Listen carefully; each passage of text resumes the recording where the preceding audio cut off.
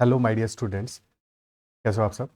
In this session, we are going to take up questions related to problems on trains from time, speed, and distance, and the questions that have appeared in previous examinations in CUET, CMAT, etc. Let's start the session. So first 2-3 minutes, just basic revision. The time into speed is equal to distance. The important cases. First is when time is same in two cases. If time is same, then distance is proportional to speed. Second is when the speed is same in two cases. If speed is same, higher the time, higher will be the distance, so distance will be proportional to time. In third case, when distance is same in two cases. And if distance is same, that implies कि time into speed जो है, that is same, constant है, and time will be inversely proportional to speed. या जो time का ratio है, जो speed का ratio है, ठीक opposite होगा, T1 upon T2 will be equal to S2 upon S1. Now coming to the problems on trains. So if there is a train, there are three cases, three important cases. First is when train is going to cross, train crosses a stationary point or an object of negligible length.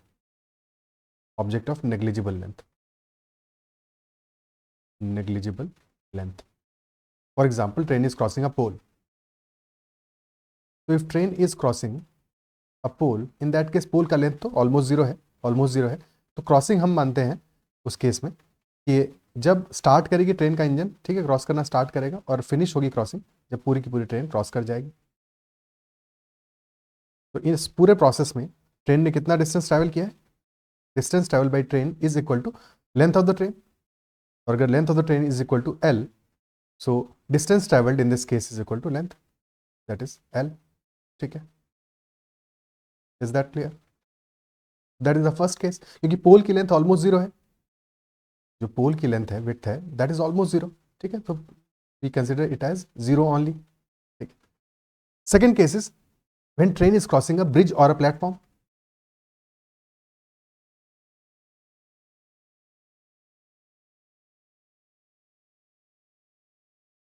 Bridge or a platform. In that case, when we say that train crosses the bridge or the platform, so we know कि ultimately crossing start तब होगा जबकि वो bridge या platform start हुआ है. ठीक है, let us say this is the platform and this is the train, तो length of the train is L T, length of the platform is L P. और क्रॉसिंग फिनिश कब होगी? जब ये ट्रेन पूरी की पूरी क्रॉस कर जाएगी प्लेटफॉर्म को. ठीक है, तो टोटल डिस्टेंस ट्रैवल्ड यहाँ पे कितना हुआ? Total distance travelled in this case will be equal to length of the platform plus length of the train. Total distance traveled is length of the platform plus length of the train. Third scenario is when train is crossing another train. Train crosses another train.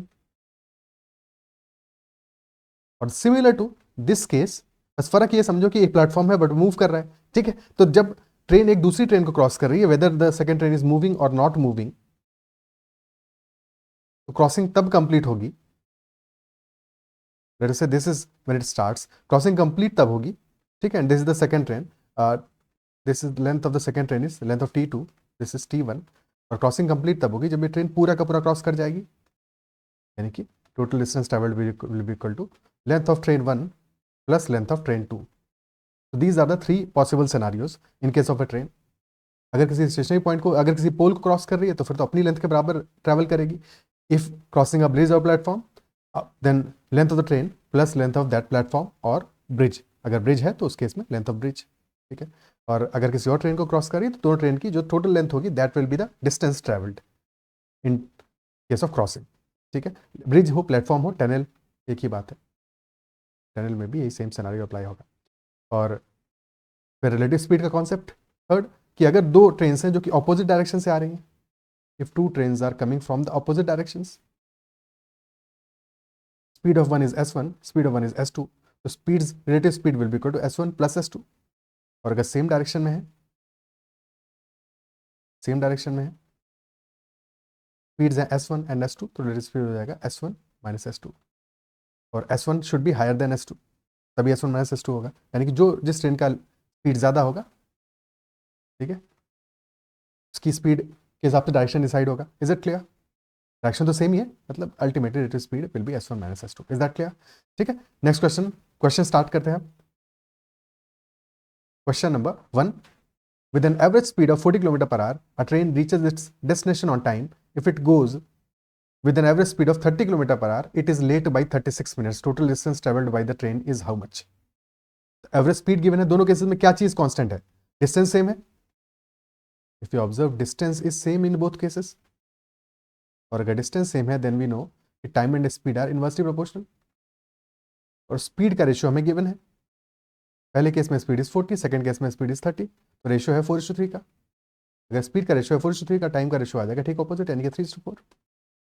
और time का difference हमें given है that first case में time पे पहुंच रही है, it is reaching it's destination on time, और सेकंड केस में 36 मिनट्स लेट है, यानी कि डिफरेंस है टाइम का, that 1 unit is equal to 36 minutes. तो नाउ वी नो टाइम का वैल्यू किसी भी एक केस में निकाल लेते हैं, ठीक है। So when the speed is 30, time is 4 × 36 in minutes, but speed है किलोमीटर पर आवर में, तो distance travel will be equal to 30 into time है 4 × 36 इन मिनट्स, डिवाइड बाई 60 करेंगे,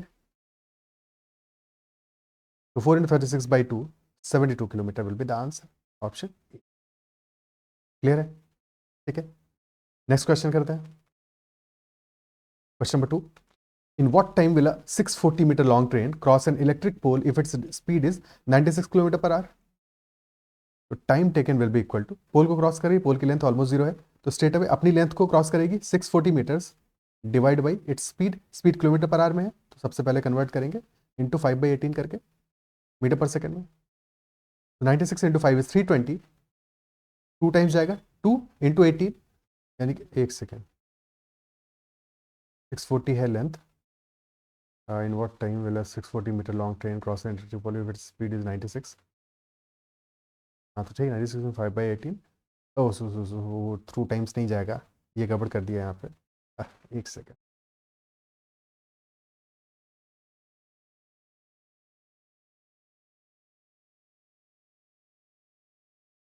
ठीक है, तो 5 से दिस विल बिकम 128, 32 से 3 टाइम्स जाएगा, और ये 4 टाइम्स जाएगा, 6 into 4, 24 seconds will be the answer, option A. ठीक है, क्लियर है? नेक्स्ट क्वेश्चन करते हैं। Find the length of the platform which a train 400 metre long travelling at 45 kilometre per hour can cross in 40 seconds. तो length of the platform इस बार हमें निकालनी है, टोटल डिस्टेंस ट्रेवल्ड कितना होगा, length of the platform plus length of the train, और divided by speed of the train. Time हमें गिवन है दैट इज 40 सेकेंड्स। तो लेंथ ऑफ द प्लेटफॉर्म तो नहीं पता है, but length of train is 400 metres, divided by speed of the train कितना है, 45 है, बट किलोमीटर पर आवर में, तो 45 इंटू 5/18 करेंगे, and that is equal to 40, that is equal to 40। तो length of the platform plus 400 is equal to, और simplify कितना हो जाएगा, 25/2, यानी कि this will be equal to 25/2 into 40, which is equal to 500 metres. तो length of the platform will be equal to 500 minus 400, which is equal to 100 metres. Answer will be 100 metres, option B. ठीक है, okay, next question. Find the time taken by a train 200 meter long running at a speed of 75 km per hour to overtake another train 160 meters long running at a speed of 57. Overtake कर रही है, overtake means same direction, ठीक है, overtake always means same direction, और अगर direction same है, एक की स्पीड है 75 और the other train speed is 57, तो रेटिव स्पीड हो जाएगी 75 minus 57, which is equal to 18 kilometre per hour, और मीटर पर सेकंड में this will be equal to 5 metre per second, 18 into 5/18, यानी कि 5 मीटर पर सेकंड, और 200 मीटर लंबी train है, ठीक है, और सेकंड ट्रेन है 160 मीटर्स लॉन्ग, तो टोटल डिस्टेंस ट्रेवल होगी 200 प्लस 160, दिस डिवाइडेड बाई 5, तो 360/5, 72 seconds will be the answer, option C. Okay,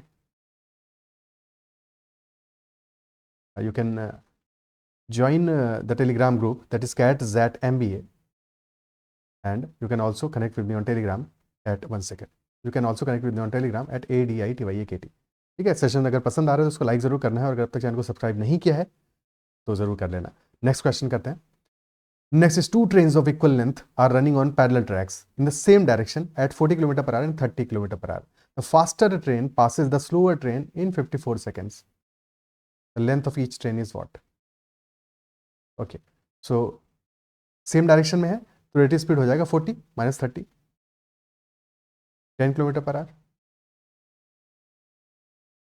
okay, और ट्रेन की लेंथ इक्वल है, तो अगर लेंथ एल है तो टोटल डिस्टेंस कितना ट्रेवल करेंगे, L plus L, that will be equal to 10 km per hour speed है, मीटर पर सेकंड में दिस विल बी 10 × 5/18, और time taken is 54, so into 54, 18 तो 3 टाइम्स जाएगा, 15 × 10, 150 मीटर्स आ गया total length of two train. तो length of one train will be equal to 75 metres. Option D will be the answer. Okay, next question. A train traveling at a speed of 80 miles per hour enters a tunnel that is 2.5 miles long. The length of the train is 0.5 miles. How long does it take for all of the train to pass through the tunnel from the moment the front enters to the moment the rear emerges? ठीक है, तो ultimately tunnel का length, total distance travel क्या होगा, 2.5 plus train का length that is 0.5, 3 miles, और speed है 80 miles per hour, तो 3 डिवाइडेड बाई 80 इन आवर्स, और क्योंकि हमें मिनट्स में जानना है तो इंटू 60 कर देंगे, तो मिनट्स में ये वैल्यू आ जाएगी. तो 3 × 60/80, 3/4 हो गया, यानी कि 9/4, विच इज 2.15 मिनट्स, या 2 मिनट्स एंड 2.15 मिनट्स बोल रहा हूँ, 2.25 मिनट्स हुआ. ठीक है, 2.25 मिनट्स, बट इफेक्टिवली ये होगा 2 मिनट्स एंड 15 सेकेंड्स.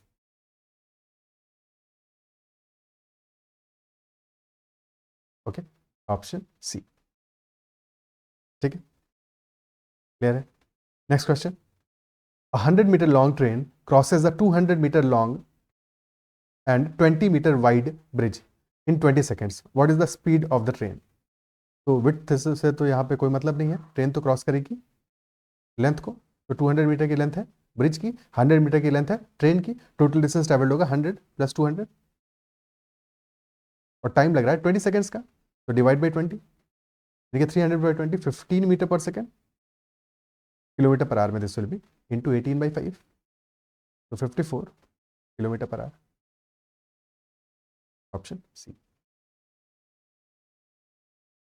वेट तो बस कंफ्यूज करने के लिए दिया था, दैट्स ऑल, और तो कुछ था नहीं उसका रीजन. ओके, नेक्स्ट क्वेश्चन करते हैं. Next is 2 persons are cycling at speeds 9 and 18 km per hour respectively in the same direction parallel to railway tracks. तो जो तो दोनों पर्सन्स हैं वो सेम डायरेक्शन में ट्रैवल कर रहे हैं. अ train crosses them in 40 and 48 seconds respectively. What is the length and the speed of the train?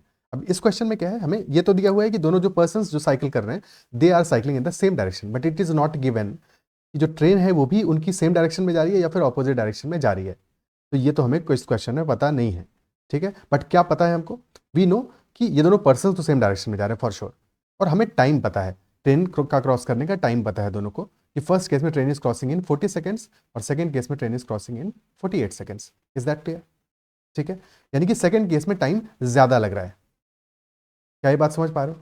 Second case में टाइम ज़्यादा लग रहा है, और जहाँ पे टाइम ज़्यादा लग रहा होगा वहाँ पे स्पीड, क्योंकि दोनों साइक्लिस्ट हैं तो उनकी खुद की जो लेंथ है दैट इज ऑलमोस्ट नेग्लिजिबल. ठीक है, तो सेकंड केस में क्योंकि टाइम ज़्यादा लग रहा है यानी कि स्पीड सेकंड वाले केस में कम होगी, और क्योंकि दोनों पर्सन साइकिल कर रहे हैं ये भी इनकी खुद की भी स्पीड है, यानी कि रिलेटिव स्पीड जो है वो सेकंड केस में कम होगी. क्या ये बात अप्रिशिएट कर पा रहे हो? सेकंड केस में रिलेटिव स्पीड कम होगा, इजंट इट सो? क्या ये बात क्लियर है? तो अगर ट्रेन इनके ऑपोजिट जा रही होती तो फिर ट्रेन की स्पीड से इनका साइकिलिंग का स्पीड एडअप होता, जुड़ता, और सेकंड केस में स्पीड है 18 किलोमीटर पर आवर ज़्यादा है, तो सेकंड केस में स्पीड ज़्यादा हो जाता.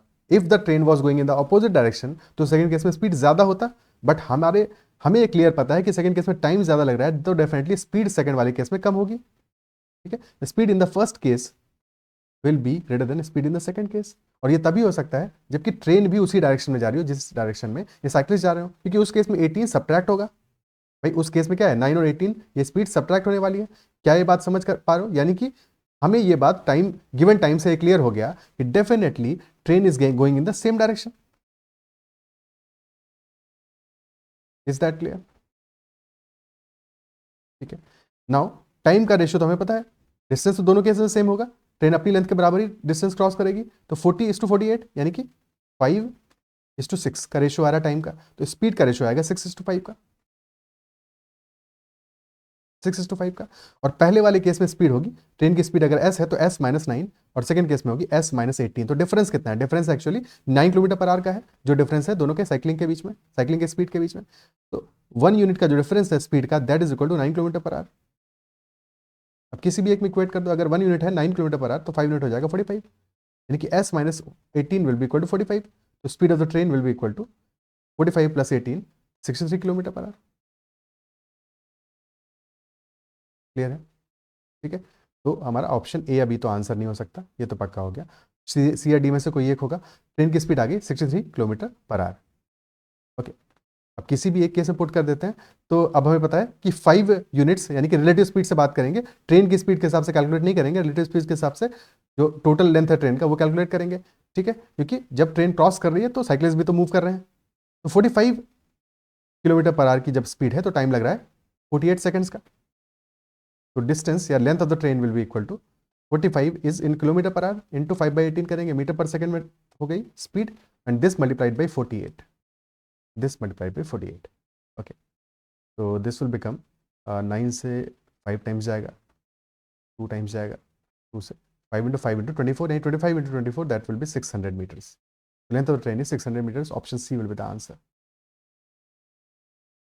तो अच्छा सवाल था, बट सिंपल क्वेश्चन है, अच्छा है. क्या बात समझ में आती है यहाँ पे?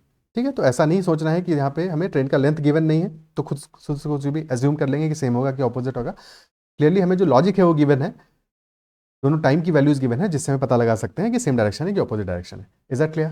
ओके. नेक्स्ट क्वेश्चन पे कर चलते हैं.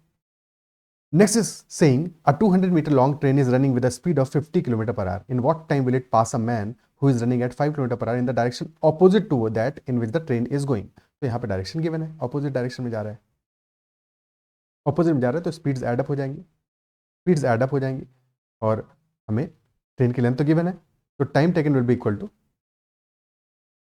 200 डिवाइडेड बाई 50 + 5. और ये क्योंकि ये किलोमीटर पर आवर में, तो मीटर पर सेकंड के लिए 5/18 से मल्टीप्लाई करेंगे. तो क्लियरली 11 का फैक्टर तो दिख रहा है यहाँ पे, 11 का फैक्टर तो दिख ही रहा है. 5 से गया 40, 40/55, और 18 ये ऊपर जाके मल्टीप्लाई हो जाएगा. तो दिस विल बी 8 टाइम्स जाएगा, this will B 11, 8 × 18/11, 144/11 seconds will be the answer. Option C. Okay. Next question. A man running at 8 km per hour alongside a railway track is 320 meters ahead of the engine of a 130 meter long train running at 62 km per hour in the same direction. तो person और train दोनों same direction में जा रहे हैं. इन how much time will the train pass that running man. तो scenario ये है कि रेलवे ट्रैक के पैरेलल एक पर्सन ट्रैवल कर रहा है. ठीक है, let us say this is the man, और अभी जो ट्रेन है, ठीक है, अभी जो ट्रेन है दैट इज, ट्रेन और पर्सन के बीच का जो गैप है दैट इज 320 मीटर्स, और ट्रेन की लेंथ है 130 मीटर्स. तो in how much time will the train pass that running man. और जब ट्रेन पास करेगी तो टोटल लेंथ कितना ट्रैवल करेगी? Total length will be 320 metres, जो कि डिस्टेंस ऑलरेडी है, प्लस 130 मीटर्स. तो total length will be 320 + 130 which is 450 metres. और स्पीड क्या होगा? क्योंकि सेम डायरेक्शन में है, तो स्पीड विल बी 62 स्पीड है ट्रेन का, 8 है स्पीड पर्सन का, तो 62 - 8 हो जाएगा, एंड दिस मल्टीप्लाइड बाई 5/18, क्योंकि मीटर पर सेकंड में कन्वर्ट करेंगे. तो दिस विल बिकम 5 से दिस विल बी 90 टाइम्स जाएगा, और 90 × 18 डिवाइडेड बाई 54, तो 30 seconds will be the time taken. Option clear है? ओके. नेक्स्ट क्वेश्चन करते हैं. Two trains have lengths of 300 meters and 360 meters. When they run in the same direction, the faster train will take 110 seconds to cross the slower train. When they are in the opposite directions, they will take 15 seconds to cross each other. Find the speed of the slower train. तो यहाँ पे पहले वाले case में लग रहा है 110 seconds का टाइम, जबकि दोनों की स्पीड्स क्या होगा, सेम डायरेक्शन में जा रहे हैं, स्पीड्स सब्ट्रैक्ट होंगी, और सेकंड केस में स्पीड्स एड अप होंगी, तब टाइम लग रहा है 15 सेकंड्स का. Is that it? सो ठीक है. फर्स्ट केस में स्पीड्स एड अप होंगी, यानी कि S1 plus S2. Second case में होगा S1 माइनस S2. S1 अगर फास्टेस्ट स्पीड है तो डिस्टेंस दोनों केस में सेम होगा. दोनों ट्रेन अपनी लेंथ के बराबर, जो उनकी लेंथ है दोनों को एड अप करेंगे, उतना डिस्टेंस ट्रैवल करेंगे. Isn't it so? Distance same है, तो जो स्पीड का रेशियो है ठीक इसका उल्टा टाइम का रेशियो होगा. स्पीड का ratio S1 plus S2 is to S1 minus S2. First case same direction में, हाँ. सेकंड सेम डायरेक्शन में स्पीड हो जाएगी S1 माइनस S2, और अपोजिट डायरेक्शन में स्पीड हो जाएगी S1 प्लस S2. लेकिन टाइम का रेशियो यही आएगा. ठीक है, टाइम का रेशियो यही आएगा. तो टाइम का रेशियो हमारा क्या आ रहा है, 110:15, यानी कि 22:3. This is the ratio of time. या फिर S1 प्लस S2 और S1 माइनस S2 का रेशियो ये मिल रहा है. ठीक है, पहले केस में स्पीड क्या होगा, किसी भी एक केस में स्पीड निकाल लेते हैं. तो पहले केस में स्पीड कितना आ रहा है, 300 प्लस 360 बाई 110, यानी कि S1 minus S2 is equal to 660 by 110, तो that is 6 metres per second. ठीक है, ऐसा चीज़ की जरूरत नहीं थी, बट ये समझना इंपॉर्टेंट है. और सेकेंड केस में आएगा S1 plus S2 is equal to 660 by 15, तो 44 मीटर पर सेकेंड. अब हमें निकालना क्या है, find the speed of the slower train. Slower train की स्पीड क्या होगी, S2 होगी. S2 होगी, तो सेकंड में से, सेकंड इक्वेशन में से फर्स्ट को सब्ट्रैक्ट कर देते हैं. सेकंड -1, तो result will be 2 times S2 is equal to 44 minus 6, 38 metres per second. So S2 will be equal to 19 metres per second. 19 metres per second. अगर पूछता क्वेश्चन कि फास्टेस्ट ट्रेन की स्पीड क्या है, तो S1 आ जाता है हमारा 25 metres per second. But question में S2 पूछा है, कोई भी ऑप्शन मैच नहीं कर रहा, ऑप्शन डी आंसर होगा. एक्चुअल स्पीड है 19. क्लियर? ओके, ठीक है. Next question. Two trains running at 36 km per hour and 45 km per hour cross each other in 20 seconds when they are running in the opposite directions. Opposite direction में they are taking 20 seconds. ठीक है, तो अगर S1 और S2 speed है, opposite direction speed हो जाएगा S1 plus S2. S1 plus S2 that will be 36 plus 45, यानी कि 81 km per hour. And meter per second, this will be this multiplied by meter per second into 5/18. तो 45/2 metre per second, और time लग रहा है 20 seconds का. तो length of both the trains L1 plus L2 will be equal to 45/2 into 20, that is equal to 450 metres. Okay. When the trains are running in the same direction, a person in the faster train observed that he overtook the slower train in 48 seconds. इस line को समझना important है कि एक faster train में बैठा हुआ बंदा दिख रहा है. वो जो पर्सन है वो कहाँ बैठा है, वो फास्टर ट्रेन में बैठा हुआ है. ठीक है, वो फास्टर ट्रेन में बैठा हुआ है. जो ट्रेन ज्यादा स्पीड से जा रही है, लेट अस से S1 is greater than S2, and this is S1, faster train में बैठा है. ठीक है, और स्लोअर ट्रेन को पास करता हुआ देख रहा है.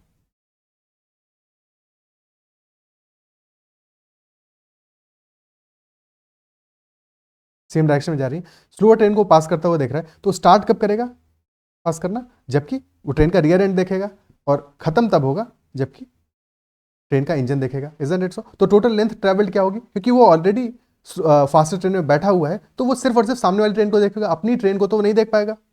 अपनी ट्रेन को तो नहीं देख पाएगा, तो उसके लिए तो टोटल लेंथ ट्रेवल्ड कितना होगा, that will be equal to length of the slower train. क्या इस बात को अप्रिशिएट कर पा रहे हो? ठीक है, उसके लिए लेंथ ट्रेवल भी length of the slower train. Okay, तो सेकेंड केस में हमारा जो डिस्टेंस ट्रेवल्ड होगा, that will be length of the slower train, which is equal to L2 मान लेते हैं, क्योंकि S2 माना है. ठीक है, L2 मान लेते हैं. तो L2 ट्रेवल होगा, और टाइम लग रहा है 48 सेकंड्स का. डायरेक्शन सेम है, डायरेक्शन सेम है, तो स्पीड सब्ट्रैक्ट होंगी. तो S1 माइनस S2 आ जाएगा हमारा 9 kilometre per hour, which is 9 kilometre per hour into 5/18. 5/18 यानी कि this will be 5/2 metre per second. तो L2 will be equal to 5/2 into 48, 120 metres. L1 plus L2 है 540, L2 है 120, तो L1 की वैल्यू आ जाएगी 330 मीटर्स. 330 मीटर्स, यानी कि length of the faster train will be 330 metres. और length of slower train is 120 metres. Question में पूछा है length of the faster train, so answer will be 330 option B. Is that clear? ठीक है, okay, next question करते हैं। Next is a train A starts at 6 a.m. from city P towards city Q at a speed of 54 km per hour. So train A is starting from city P towards city Q at 6 a.m. At 6 a.m. और speed है 54 kilometre per hour. Then another train B starts at 9 a.m. from P towards Q, direction same है, P से Q ही जा रही है और इसका स्पीड है 72 kilometre per our. If the distance between P and Q is 1440 kilometers, so we have to find at what distance from Q would the two trains meet each other. At what distance from Q would the two trains meet each other. तो 6 AM पे पहली start कर रही, दूसरी start कर रही 9 AM पे, तो 6 AM से 9 AM तक तो पहली वाली ट्रेन अकेले चलेगी। 9 AM पे कहाँ पहुँच जाएगी ये? 3 आवर्स ट्रैवल कर चुकी होगी, तो 3 आवर्स में ट्रैवल करेगी 54, स्पीड है 54 इंटू 3 यानी कि 162 किलोमीटर्स ट्रैवल कर चुकी होगी। ठीक है, उसके बाद में स्टार्ट करेगी ट्रेन बी 9 AM पे और स्पीड है ट्रेन बी का 72। ऑलरेडी ट्रेन ए 162 किलोमीटर ट्रैवल कर चुकी है, तो ट्रेन ए उस समय यहाँ पे होगी और जारी होगी 54 से, और ट्रेन बी स्टार्ट करेगी 72 से। दोनों के बीच का डिस्टेंस 162 किलोमीटर्स और रिलेटिव स्पीड क्या होगा? सेम डायरेक्शन है, 72 माइनस 54, तो relative speed will B 18 kilometre per hour और दोनों के बीच का गैप है 162। तो टाइम टेकन कितना लगेगा? Time taken to fill that gap 162 divided by 18, total distance उनके बीच का डिवाइडेड बाई रिलेटिव स्पीड, यानी कि 9 आवर्स का टाइम लगेगा। 9 आवर्स और चलेगी, ट्रैवल करेगी train B, isn't it so? ठीक है, तो ट्रेन बी 9 आवर्स में जितना डिस्टेंस ट्रैवल कर लेगी उतना डिस्टेंस पी से आगे जाके ट्रेन ए और बी की मुलाकात होगी। या तो 9 आवर्स का ट्रेन बी का डिस्टेंस निकाल लो, या फिर 9 आवर्स का ट्रेन ए का डिस्टेंस 162 में ऐड कर दो, दोनों बातें एक ही हैं। तो 9 आवर्स में कितना डिस्टेंस ट्रैवल करने वाली है train B? That will be 9 into 72, 9 into 72। ये डिस्टेंस होगा कहाँ से? पी से डिस्टेंस होगा, पी से डिस्टेंस होगा, this point is let us say X, तो P X will be equal to 9 into 72 which is 720 minus 72, so that will be 648 kilometres. But हमें P से डिस्टेंस नहीं चाहिए, हमको चाहिए डिस्टेंस Q से, तो Q X will be equal to 1440 minus 648, so that will be 792 kilometers. Our answer will be 792 kilometers. Option C. Is that clear? ठीक है,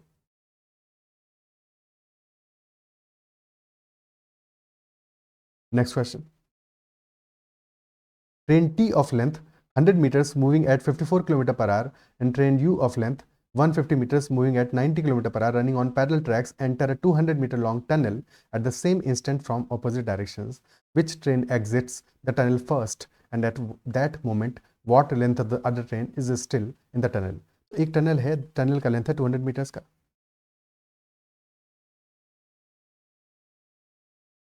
ठीक है, दिस इज द टनल और length of the tunnel is 200 metres. One train T is of length 100 meters.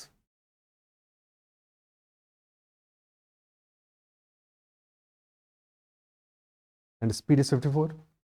The second train is train U of length 150 meters. और speed of train U कितना है? That is 90 kilometre per our.